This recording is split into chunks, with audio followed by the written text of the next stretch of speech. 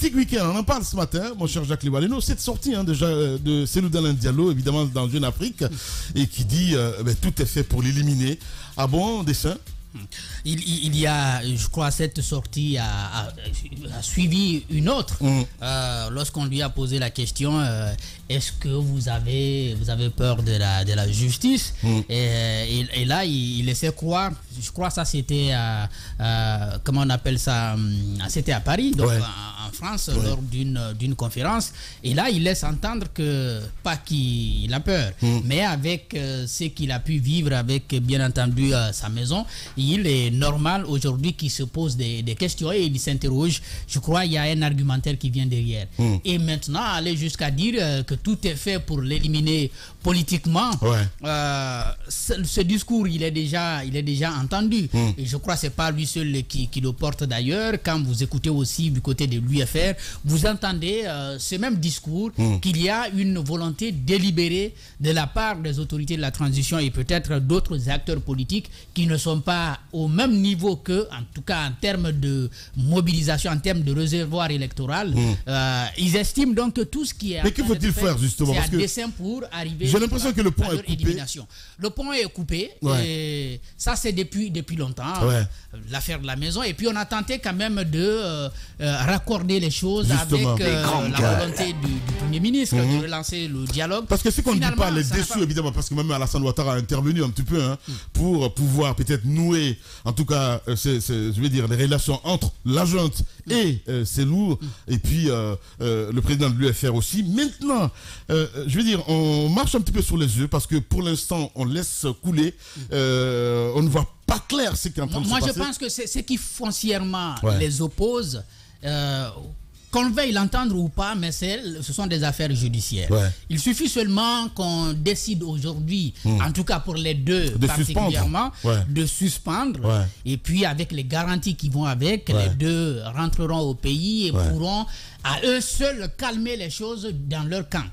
On peut l'espérer comme ça. Même si bien entendu, on peut craindre aussi que cela donne de la voix finalement à d'autres mécanismes, à d'autres formes de protestation qui pourraient mettre à mal la transition. Ça, c'est quelque chose qu'il ne faut pas aussi oublier. Mais au même moment qu'il y a ces négociations en cachette, il y a ce qu'on a vu à Conakry. Le Premier ministre qui dit je vais me battre pour que ceux qui ne sont pas autour de la table viennent. Alors que de l'autre côté, le trio, c'est devenu un quatuor finalement, d'après ce qu'on apprend, demande un dialogue. Il y a une nuance au fait à ce niveau. Quand le quatuor dit, le trio au départ disait on veut un dialogue, c'est qu'on veut dialoguer avec le CNRD. Et donc vous avez d'un côté le CNRD, le gouvernement, et puis en face vous avez ces partis politiques, l'UFDG, l'UFR, le RPG Arc-en-Ciel et leur coalition qui viennent discuter directement. Ça, c'est ce que ça veut dire. Mais lorsque le gouvernement veut ramener ceux qui ne sont pas autour de la table à venir dialoguer avec nous, ça signifie tout simplement que le dialogue qui a eu lieu à l'hôtel Riviera, c'est un dialogue accepté par le gouvernement, et donc on invite les autres à s'associer à ce qui a déjà été fait. Et vous vous rappelez bien, cela a abouti quand même à la signature des accords. Il y a eu des recommandations à l'intérieur, des recommandations parmi lesquelles vous avez le sujet de l'âge qui est revenu et qui a finalement opposé une des facilitatrices au camp le dégagisme, le dégagisme qui a été très mal entendu et qui a mis à mal l'UFR et puis Dr Makali Traoré. Donc vous voyez la situation, et on a évolué quand même depuis. Les religions ont donné beaucoup d'espoir à l'opinion. Plusieurs fois le porte-parole Monseigneur Jacques Boston a dit on a obtenu des choses. Et finalement, on s'est renseigné, c'est que la sortie de Charles n'était pas une sortie hasardeuse, c'est-à-dire il ne l'avait pas fait. Je te tiens, tu me tiens. Parce qu'il n'avait pas foi à ce qu'il faisait. Il a fait cette sortie en mettant, si vous voulez, en essayant d'arrêter le Premier ministre. Et alors, ce qu'on a pu comprendre, c'est qu'il a vraiment arrêté le Premier ministre.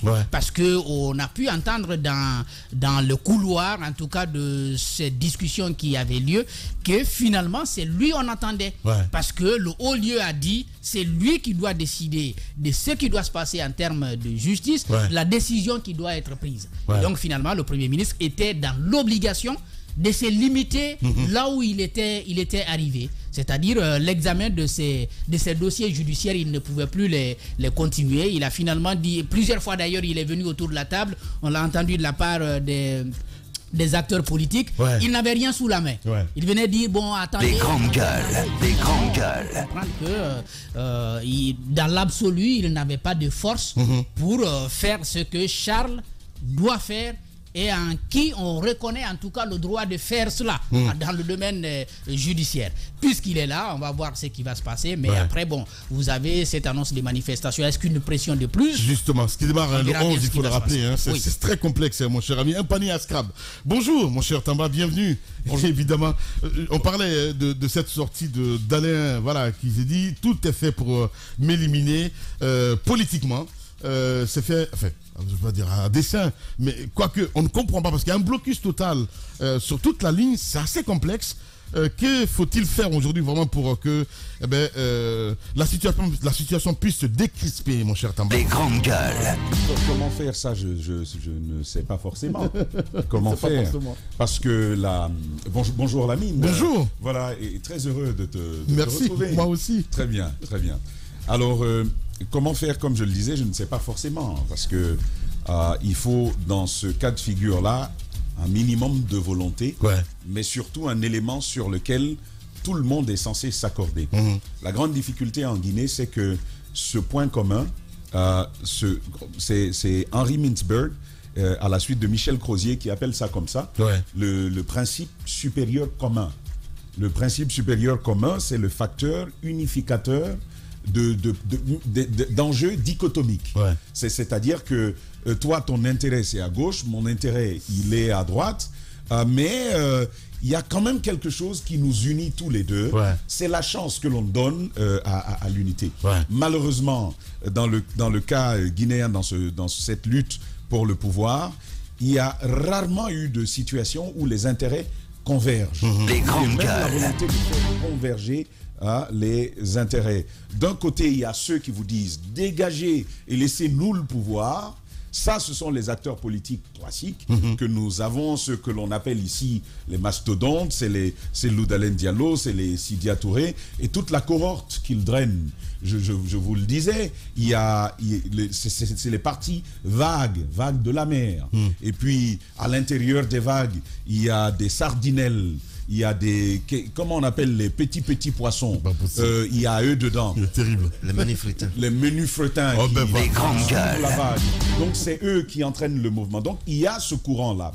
Et puis de l'autre côté, même agrippé au courant du CNRD qui souhaite refonder l'État, refonder les pratiques avant d'aller au système électoral. Donc vous voyez bien qu'on est dans une situation où on ne conjugue pas le même verbe. Où c'est pas la même langue qui se parle aujourd'hui. Donc face à cela, moi je dis, je ne sais pas nécessairement comment ça va se faire. Maintenant, je pense que Jacques l'a dit, le Premier ministre investit aussi bien par la charte que par le président de la République de faire advenir une certaine cohésion, une certaine inclusivité dans la conduite de la transition. Il prend son bâton de pèlerin, vous le savez si bien, il rencontre des acteurs politiques, il en appelle d'autres et d'une manière plutôt fréquente, même les plus parialisés, il les appelle, il les rencontre, il discute avec eux de modalités d'accéder à un dialogue qui réunisse tous les acteurs. Il y avait ces trois préalables dont on a parlé. Le premier, celui de Fonike, de Ibrahim Diallo, de Saïkou Yaya, les prisonniers du FNDC. Les grandes gueules. Il y a finalement un procès pour eux. Voici un premier préalable. Le second préalable, c'est de permettre que, je pense qu'il y avait deux autres préalables plutôt accessibles. Plutôt accessibles. Il y avait l'abandon des poursuites,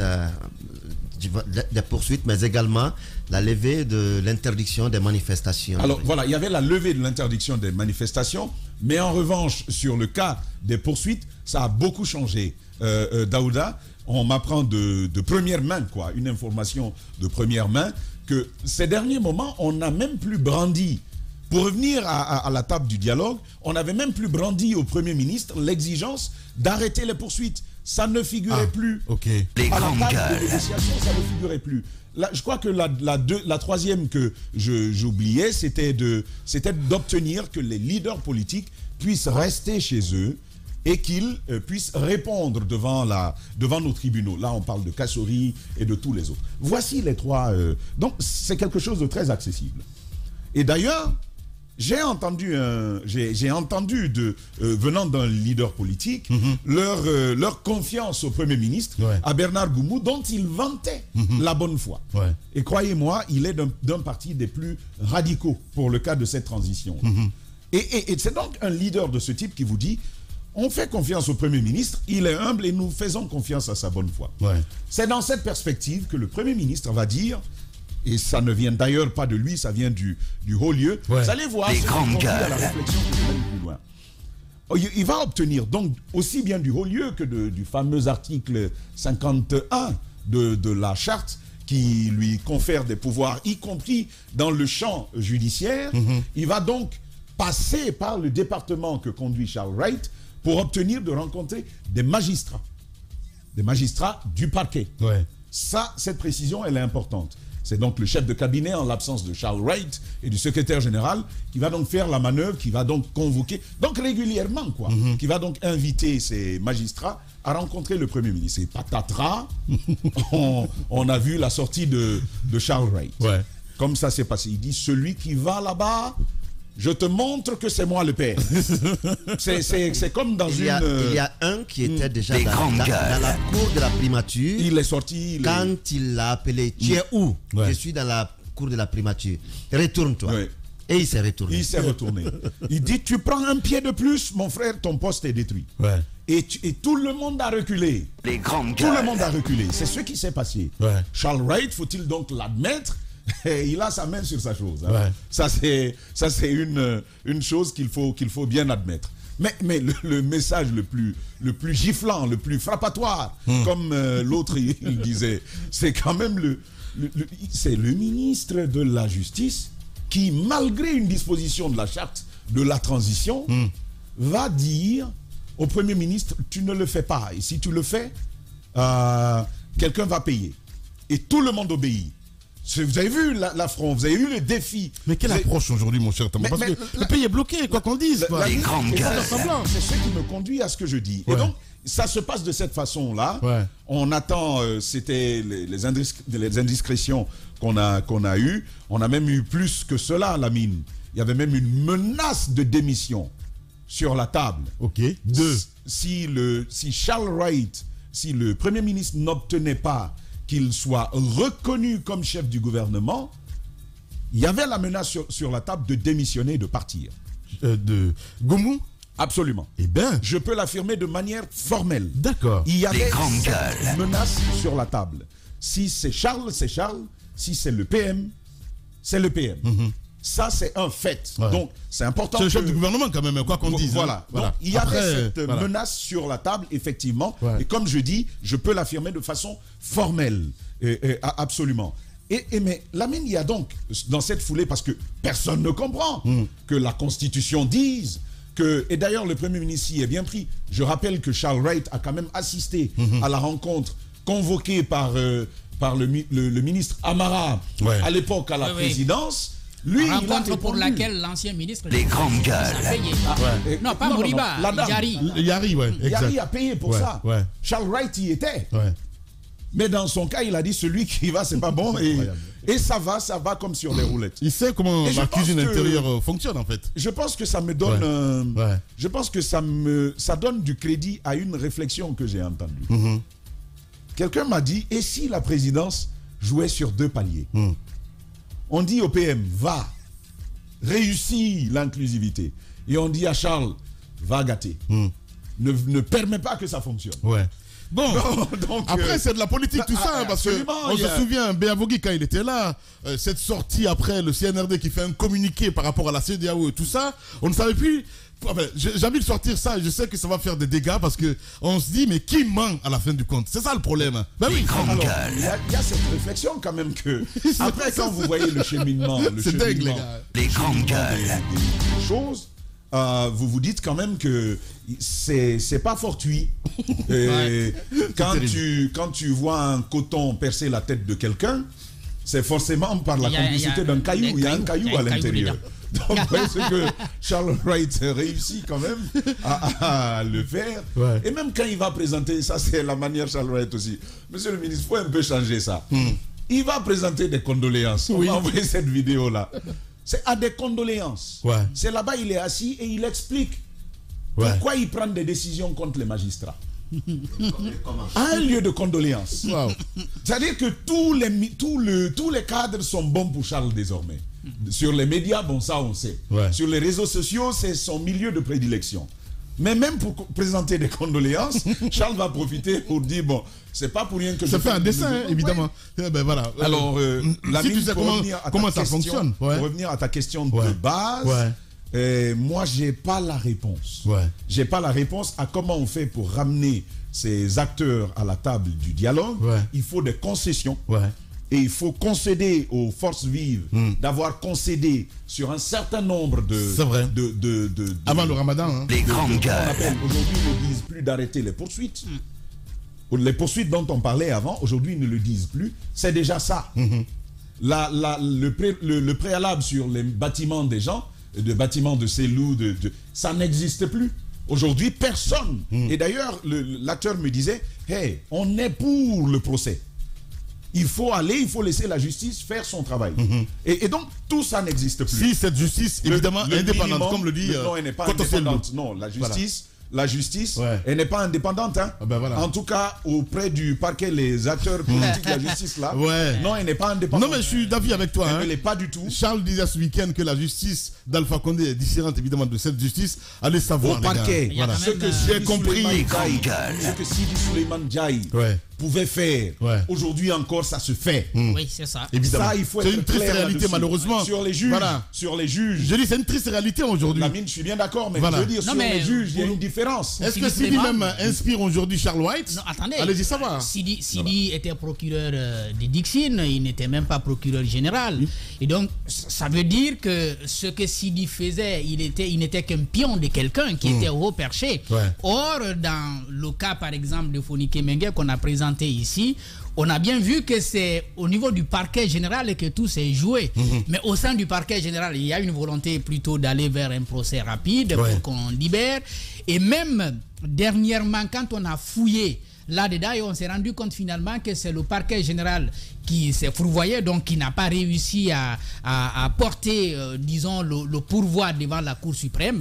On a vu qu'il y avait une volonté de la part du parquet général de faire juger rapidement les accusés du côté du tribunal de première instance de Dixine. On n'a pas vu. Ce qui va se faire, c'est quoi? Dit, Jacques.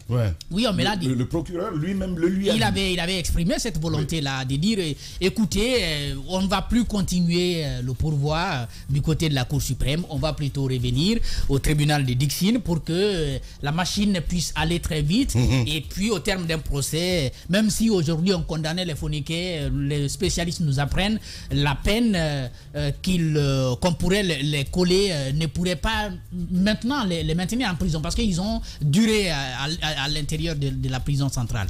Donc aujourd'hui, ce qui va se passer, c'est que derrière, finalement, Charles va faire une sortie et menacer même le greffier du parquet donc de la cour d'appel qui n'aurait pas joué son rôle. Et finalement, on stoppe tout. On stoppe tout et on reprend, on va aller à la cour suprême. Mais comment? La question donc, il faut bien se dire que ce dont nous avons en face dépasse la situation dans laquelle nous étions avec Sidi Souleymane Ndiaye. Ce n'est peut-être pas le parquet général, c'est peut-être le ministère de la Justice. Donc, Koto a, je veux dire, tous les droits de croire aujourd'hui que cette justice n'est pas libre, mon cher Daouda Mohamed. Non. Il l'a dit, mon cher Tamba. Mais comment ça? Comment ça? Les grandes gueules. Tamba, s'il te plaît. Tamba, s'il te plaît. Avec tout ce que tu es en train de dépeindre ce matin, sincèrement, dis pas une chose de son contraire, mon cher ami. Je dis désolé, voilà. Je dis rien de contraire. Oui. Il y a des juges. Quand tu dis que cette justice n'est pas indépendante. Non, Lamine, je dis le parquet. Je dis le parquet général. Se passait sous Alpha Condé au parquet général existe toujours. Mais ceux qui disent le droit, c'est qui? C'est les juges. On l'a vu par plusieurs fois sous le CNRD, où des juges ont pris des décisions qui étaient contre les intérêts politiques, même du CNRD. Même dans le cas de Founiké. Absolument. Ça, il ne faut pas le leur dénier. Il y a des juges qui disent le droit. Ça, c'est un fait. Et pourquoi Founiké et Diallo se trouvent en prison encore? C'est bon. Les magistrats ont dit le droit. Le parquet s'est opposé. Il y a aujourd'hui un conflit entre le judiciaire et le juridictionnel. Ouais. Ce problème se pose aujourd'hui parce que si le ministre qui est juridictionnel veut être dans le judiciaire, c'est-à-dire il veut être dans tous les tribunaux, il veut être sur tous les coups, tous les dossiers, même le jeune qui a reçu un caillou sur la tête dans le quartier, il veut être là pour savoir comment les choses se passent. On est en train de suivre un autre bras de fer, que peut-être le premier bras de fer entre le procureur général et le ministre Charles Wright. Je crois que le procureur doit être aujourd'hui entendu peut-être par l'inspecteur. Et autour du dossier qui concerne le jeune défenestré à mois de Ramadan par un certain Atia, disait-on, par un certain Atia, et qui s'est retrouvé en prison. Aujourd'hui, il n'est plus en prison, il est dehors. Ouais. Et le ministre dirait que le parquet aurait pris de l'argent pour accélérer les choses, mais il y a des documents aujourd'hui, il y a des documents qui prouvent certaines décisions au niveau du parquet, mais aussi au niveau des magistrats et du juge. Mais il y a quelque chose qui vient de ce côté. Ça, c'est juste pour ouvrir une petite parenthèse. Maintenant, les grandes gueules. À la question concernant cette situation, Premier ministre, chef du gouvernement, ministre de la Justice, la place du président, comment il observe tout cela, je crois que ce n'est pas une nouveauté, Lamine. Ce n'est pas une nouveauté, c'est qu'on s'inspire de ce qu'on a vu hier et qui a marché, qui a permis quand même à Sékou Touré de... Il y a des caprices quand même, hein, sincèrement. Il y a bien des caprices. C'est dingue. Et ce qui a permis à Sékou Touré à un moment donné de s'asseoir par moment, mettre les deux pieds sur la table, rigoler un peu, voir les enfants se battre dans la rue et puis rigoler. C'est ce qui est en train d'arriver. On a vu entre Kassori et Mamakani à un moment donné, on disait le Premier ministre, chef du gouvernement, mais il s'est arrêté net devant Mamakani. Et devant d'autres ministres d'ailleurs, et on a vu avec Mohamed Saïd Fofana avec des ministres, on a vu avec Mamadi Youla avec des ministres, et aujourd'hui, Bernard Goumou, il est là. C'est bien le Premier ministre, c'est bien le chef du gouvernement. Mais de l'autre côté, est-ce qu'il est vraiment le chef du gouvernement qui maîtrise toute son équipe? Est-ce qu'il a la même mise sur toute son équipe? Très bonne question. Parce qu'on sait qu'il y a eu des nominations, il y a eu des parrainages. Il y a Amara qui a eu ses hommes, il y a, comment il s'appelle, Diakité qui a eu ses hommes, tous ont eu leurs hommes qu'ils ont proposé. Les grandes gueules, alors, les grandes gueules. Chacun, selon l'influence qu'il a auprès de Doumbouya aujourd'hui, peut se permettre certaines choses que le Premier ministre ne peut pas gérer. Je vois. Le Premier ministre ne peut pas gérer certaines choses. Sinon, s'il s'est engagé à aller dans la résolution du conflit qui oppose aujourd'hui, je vais dire, les autorités aux acteurs politiques, il faut bien qu'il s'assure que les promesses que je vais prendre ici, j'aurai la possibilité de les honorer. Mais j'ai eu l'impression qu'il a fait des promesses. Il a fait des engagements. Il a fait des engagements dont il n'avait pas la certitude d'avoir la possibilité d'honorer. Finalement, la présidence m'a lâché. Enfin, bref. Et puis voilà. Et aujourd'hui, je crois, le dernier mois, il ne revient pas à Bernard Goumou. Il ne revient pas à Bernard Goumou, il revient à Doumbouya. Parce que c'est lui aujourd'hui peut-être même au CNRD. Au CNRD. Parce que Doumbouya c'est une personne. Voilà, Doumbouya c'est une personne, c'est vrai. Merci de me le rappeler. Doumbouya c'est une personne, peut-être qu'il peut être celui qu'on utilise, mais derrière, les vrais décideurs sont là. Alors, il doit revenir aujourd'hui au CNRD. En réalité, il doit revenir parce que c'est l'instance décisionnelle. Il doit lui revenir aujourd'hui de regarder la réalité en face. On veut d'une transition apaisée. Et pour mener cette transition de façon apaisée, il y a des concessions à faire. Est-ce qu'il faut s'attarder aujourd'hui sur le cas de Founiké Mengué, de Ibrahim Diallo, de Bill Leba? Il faut les retenir pendant qu'on a les gros morceaux dont on se pose la question sur les réalités des accusations. Très bonne question. Aujourd'hui, je crois qu'il faut que le CNRD se retrouve. On veut de l'apaisement. On n'a qu'à se débarrasser des menus frétins. Allons avec les dossiers qui sont réels. Allez-y à l'essentiel. À l'essentiel. Voilà, tu l'as dit. Il faut aller aujourd'hui à l'essentiel que de s'attarder sur non, il a parlé hier à la radio, non, il faut. Non, ça ne peut pas nous permettre d'aller avec cette transition de façon sereine. Il faut aujourd'hui que les acteurs qui ont exprimé par moment une bonne foi de dialoguer, même s'il y a à redire dans cette bonne foi entre griffes, il y a aussi du côté des autorités de dire toute la vérité. Voilà, mon cher Daouda, sauf que c'est la politique. Hein. Et la politique dans tout ça, c'est autre chose. Vous êtes chez les GG. Vous nous regardez également aussi à la télévision tous les matins. Merci à vous qui nous écoutez à Gekedou, évidemment, sur Makona FM. Continuez à réagir, mesdames et messieurs. Le contact s'affiche juste en bas de l'écran, évidemment. L'événement, c'est les Grandes Gueules Tour. Dès la semaine prochaine, du côté de la Haute-Guinée, nous serons à Sigiri dès lundi, hein, pour votre plus grand bonheur, mesdames et messieurs. À venir, on s'intéressera au vrai champ du côté de Kamsa. Déguerpissement donc de ce côté, la ville au bord d'une crise. On en parlera ce matin, mesdames et messieurs, avec un citoyen qui prendra la parole. Moussa Yoruba nous a rejoint. Madame Yoro, bonjour. Bonjour Lamine. Voilà. Bon retour. Merci beaucoup. On parle de cette crise, évidemment, ma grande, avec cette sortie de Cellou Dalein Diallo qui dit qu'il n'a pas confiance à la justice guinéenne. Oui, c'est pas une première, parce que vous avez vu, je pense que de par le passé, il en a parlé de ce manque de confiance. Il a parlé de ce manque de confiance en la justice à cause de la démolition, notamment de sa maison, et puis certaines confiscations de biens. À l'époque, il espérait qu'on a mis la charrue avant les bœufs. Il fallait laisser la justice faire son travail, faire un jugement, dire que Cellou n'était pas en mesure de posséder cette maison avant de la démolir. Et donc, il y a ce pan. Mais à part cela, Lamine, aujourd'hui, ce qui m'effraie par rapport à cette crise qui est en train de s'installer progressivement, petit à petit, parce que la crainte est là. Moi, j'ai échangé avec beaucoup de personnes qui voient d'un côté ces menaces de manifestation, alors que nous sommes vers la fin de l'année scolaire, les examens pointent à l'horizon. Je pense qu'il faudrait qu'il y ait une certaine dose de sincérité. Que Cellou ose venir en Guinée ou pas, je suppose que si la justice veut faire réellement son travail, la justice peut enclencher une procédure, démarrer le procès, et même s'il le faut, si au bout du procès on estime que Cellou est coupable, il peut y avoir une condamnation par contumace.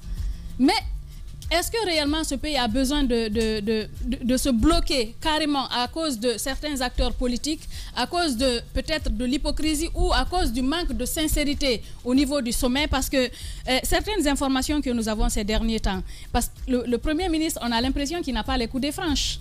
Ouais, mais il y a aussi cette information qui, Tambal le rappelait ce matin, qu'il avait menacé de démissionner, de partir. Oui, et pourquoi? Parce qu'il n'a pas... confirme d'ailleurs. Parce qu'il semblerait qu'il n'a pas les coudées franches.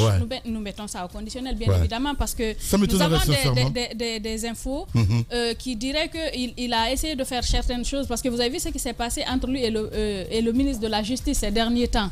Est-ce que c'est ce problème-là qui serait en train d'impacter le déroulement du dialogue politique? Moi, je me pose bien des questions. En fait, au sommet, on n'a pas besoin d'avoir ces querelles intestines. Je suis parfaitement d'accord avec ces querelles au sein du gouvernement. On donne la main, on donne une mission à Bernard Goumou, mais en fait, il n'a pas les coudées franches. Il ne peut pas. Il y a des personnes, des super-hommes, dirait-on, peut-être au sein du gouvernement. Y en a-t-il? Est-ce que c'est au niveau de Séroutoria que certaines situations sont en train d'être bloquées? Qu'est-ce qui se trame-t-il réellement? On a besoin de sincérité. On a besoin que du côté de l'opposition, bon, il n'y a pas d'opposition parce qu'il n'y a pas de parti au pouvoir en ce moment, et du côté des politiques, je veux dire, et du côté du CNRD, les grandes gueules. Que celles nous disent qu'on voudrait l'éliminer politiquement. Tambal a dit que ce n'est pas une première qu'on le dise, mais y a-t-il effectivement une telle volonté? S'il y a une telle velléité, je pense que ce ne serait pas normal. Pourquoi? Parce que là, les cartes devraient être redistribuées parce que nous sommes en transition. Permettre à ce qu'il y ait une élection transparente, de sorte que chacun puisse participer de façon vraiment ouverte, qu'il n'y ait pas de restriction, une volonté d'éliminer un camp ou un autre. Voilà pourquoi autour de la question de l'âge, vous avez vu ce que ça a créé, les remous que ça a créé, cette histoire de dégagisme, notamment entre Dr Makale et l'UFR. Mais ce dont la Guinée a besoin aujourd'hui, c'est vraiment que les Guinéens se parlent de façon franche. Ouais. Que ce soit La ceux sincérité, justement. que ce soit ceux qui sont au pouvoir et ceux qui sont dans les partis politiques. On n'a pas besoin de défense d'intérêt personnel. Parce que le plus souvent, la Guinée, c'est ce dont on a souffert. Une personne qui vient, qui se dit, puisque ça ne m'arrange pas, ça ne se fera pas. Ouais. On a besoin d'idées plutôt qui s'ouvrent sur le peuple.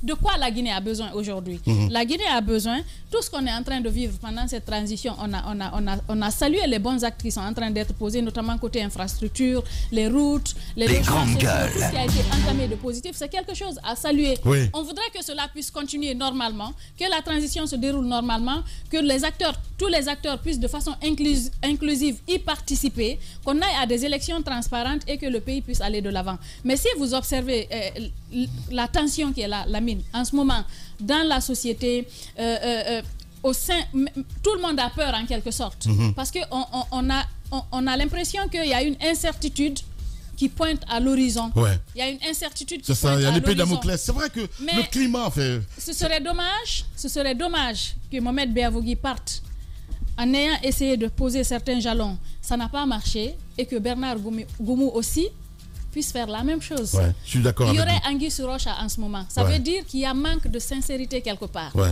Si deux personnes qui sont normalement habilitées à piloter le dialogue essaient, ça ne réussit pas, ça veut dire qu'il y a quelque chose, une chose qui ne tourne pas rond. Ouais. En fait, je voudrais qu'on mette en avant la Guinée et non une personne. Ouais, je suis parfaitement d'accord avec nous, Moussa Yoro. Bah, allez-y, Jacques, pour clore.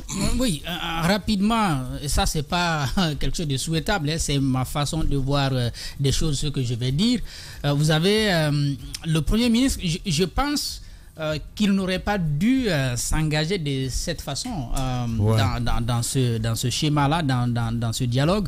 Après l'une des missions aussi du Premier ministre, c'est ça. Non, c'est sa mission. Le dialogue. Mais quand on dit vous êtes, c'est votre mission, mais vous avez des gens qui peuvent le faire aussi à votre place. Vous êtes derrière, vous êtes un peu, si vous voulez, celui qui vient en dernier ressort valider ce qui va se passer. Ouais. Mais on a vu très tôt comment il a été obligé à s'y engager parce que Mori Kondé, qui a en tout cas en réalité cette mission-là au sein du gouvernement, donc au nom du Premier ministre, ne pouvait plus être écouté par les autres. Justement, mais il aurait dû, de la manière dont il a désigné le secrétaire général des affaires... Mais pourquoi on le rejette autant, mon cher qui ça? Mori Kondé? Mais pourquoi il n'aurait pas dû? Mori Kondé, c'est son discours. Je dis, mais pourquoi on le rejette autant? Je parle de ses politiques parce qu'ils ne font pas confiance. C'est son discours. Ah. Mori est allé jusqu'à menacer de retirer des agréments quand même. Donc, c'est son discours et ça ne plaît pas. Une fois que vous avez dit ça plusieurs fois, alors que vous voulez amener les gens à venir, ça devient un problème. Ce que j'ai dit pour le Premier ministre... L'avenir d'un bon dialogue, c'est la confiance des partis. Oui. Si les partis ne se font pas confiance, si les partis n'ont pas confiance à ce que dit et fait Mori Kondé, ils vont s'engager pour aller où? Allez-y. Je disais donc, le Premier ministre, tel qu'il a désigné le secrétaire général des affaires religieuses et puis les religieux pour faire ce travail, il pourrait rester à son bureau et ne pas faire le tour qu'il a fait là à chaque fois à la Ligue islamique pour écouter, n'est-ce pas, les gens. Si vous voulez, il est venu tout. Et l'échec, dès qu'on a vu que c'était un échec, c'est son échec. Malheureusement, ce n'est pas l'échec du secrétaire général des affaires religieuses. Et désormais, ça l'affaiblit et avec lui, ça affaiblit le gouvernement. C'est son échec. Non. C'est son échec. Non, Qui a échoué? Le dialogue, c'est pour le PM. Non, mais c'est lui qui le pilote, c'est lui qui l'a voulu. C'est pour la Guinée, il a essayé, il a fait ce qu'il pouvait faire. Madame, j'ai dit, on ne parle pas de ce qu'on souhaite voir. Le Premier ministre s'est engagé, il a promis qu'il allait réussir. Il n'y a pas de volonté de réussir. Non, de l'autre côté, mais de la part de qui? De la part de qui? C'est lui le gouvernement. C'est lui le chef du gouvernement. Voilà, c'est mieux. C'est lui le chef du gouvernement. Attention, fais pas casserie ce matin. Non, c'est pas casserie. C'est lui le chef du gouvernement. Oui. Et donc, si vous voulez, il engage le gouvernement. Quand il s'engage dans ce type de démarche. Quand lui, il échoue, c'est lui qui échoue et toute son équipe. Il y a une mauvaise foi. Même si dans son camp, malheureusement, vous allez vous mettre à chercher ces bâtons-là. C'est pas possible. Mais c'est lui qui a échoué pour l'instant. Vous avez un? Vous avez un à présenter? Oui, j'en ai un. Lequel? Charles? Tu vas pas écraser L'autre chose pour terminer, on peut bien légitimement se poser cette question. Est-ce qu'aujourd'hui, la volonté, c'est de dialoguer ou de faire adhérer les gens? Parce qu'il faut se poser cette question. Au même moment qu'on dit, bon, on veut convaincre ceux qui ont boudé le dialogue à venir autour de la table, mais le chronogramme est en train de se mettre en œuvre. Est-ce qu'on cherche plutôt à les faire adhérer à ce qui est déjà... Est-ce qu'il y a même une visibilité par rapport à tout ça? Bon, en tout cas, le ministre de l'administration du territoire nous a présenté une situation, mais c'est l'argent qui reste. Donc, est-ce qu'on veut tout simplement dire aux CELU et aux autres, venez vous joindre à nous, on va continuer? Ou alors, c'est une discussion qu'on veut avoir autour de la façon de conduire les choses. Je milite plutôt pour la première option. C'est-à-dire, on veut leur dire, venez vous associer à nous, on va continuer. Mais ne pas venir discuter avec nous de la façon dont ça va continuer. C'est ça qui bloque. Cela dit, moi, comme j'aime à le dire, on en parle parce que c'est le choix que nous avons fait d'aller au dialogue. Mais je le dis encore et en toute conviction, malgré tout ce que je décris et de la situation, je pense qu'on peut davantage faire mieux par rapport à ce qu'on a vécu il y a quoi, 1-2 années sous Alpha Condé. Là où on était arrivé avec Alpha Condé, je pense que c'était un point, je pense que c'était un des points extrêmes auxquels on peut parvenir parfois lorsqu'on conduit dans une certaine surdité. La mine, tout est possible. La mine, tout est possible en fait. Et c'est le sens de ces alertes que nous lançons. Sur le cas Phoniquet, les grandes gueules. Vous avez vu le mensonge grotesque que Charles et son équipe nous ont servi. Il a fallu que les journalistes aillent davantage fouiner pour comprendre en fait que jamais la Cour suprême n'avait été saisie sur le cas Charles. Sur le cas Phoniquet et autres. Mais vous vous rendez compte, cette justice, et d'ailleurs on pourra revenir là-dessus, les grandes gueules, sur la condition des prisonniers aujourd'hui en Guinée. Lamine, voici de vrais chantiers. Mais quand on vous dit qu'il y a des gens qui arrivent en justice, en prison, pour un rien, la dernière fois je parlais du monsieur qui a volé une chèvre. En fait, il est allé en prison, il est en prison avec sa chèvre. Quand on le libère, quand il sort là, et dans la cour, c'est lui-même, il s'arrange à cueillir du feuillage et il donne à sa chèvre en prison. Incroyable. Pour une chèvre. Mais Lamine, on reviendra dessus. On reviendra. Je sais qu'ils savent d'où je suis en train de parler. La prison là est tout près quelque part ici. Donc, Lamine, ça c'est en Guinée, quoi. Ça c'est inédit. C'est-à-dire que le prisonnier, sur la tête, en fait. Le prisonnier est en prison, sa chèvre aussi est prisonnière. La chèvre que l'on dit qu'il a volé, dit bon d'accord, enfermez-nous, et il nourrit sa chèvre en prison. Oui, ça c'est en Guinée, je n'exagère pas. Et donc, voici autant de choses que nous avons. Il y a des enfants qui arrivent là. Lamine, quand tu fais 12 ans en prison, lorsque tu viens à 8 ans, c'est toute ta vie. Tu as une éducation de prisonnier. Tu as une éducation de prisonnier, de survie. Et parfois, mais je vais vous dire, il y a des scènes qu'on m'a décrites de nos prisons, dans une cale où normalement il faut avoir 4, 5, 6 personnes, Lamine, vous trouvez plus de 36 personnes dans une cale de ce type. Et puis il faut voir comment ils vont, je vous décrirai ça les jours à venir. Comment on va pour aller au sel, là-bas, les conditions de promiscuité entre ceux qui sont malades et ceux qui ne sont pas malades. Vous vous rendez compte quand vous êtes, je ne les stigmatise pas, mais vous savez, comment on appelle ça, la contagiosité? Les grandes gueules. Non, c'est pas la contagion, je crois que c'est la contagiosité. La faculté d'une maladie à se transmettre. De la tuberculose, par exemple. Comment vous comprenez qu'en Guinée, vous pouvez trouver des malades de cette maladie avec des prisonniers sains. On les met ensemble. Vous vous lavez ensemble. Vous mangez ensemble. Vous dormez ensemble. Et les conditions des selles. Ça, voici un terreau pour la transmission des maladies. La pitance journalière qu'on donne aux... Oui, c'est une pitance. La pitance journalière que l'on donne aux prisonniers. Quelle est la situation aujourd'hui? Alors qu'elle était, on nous parlait de quoi, 17 ou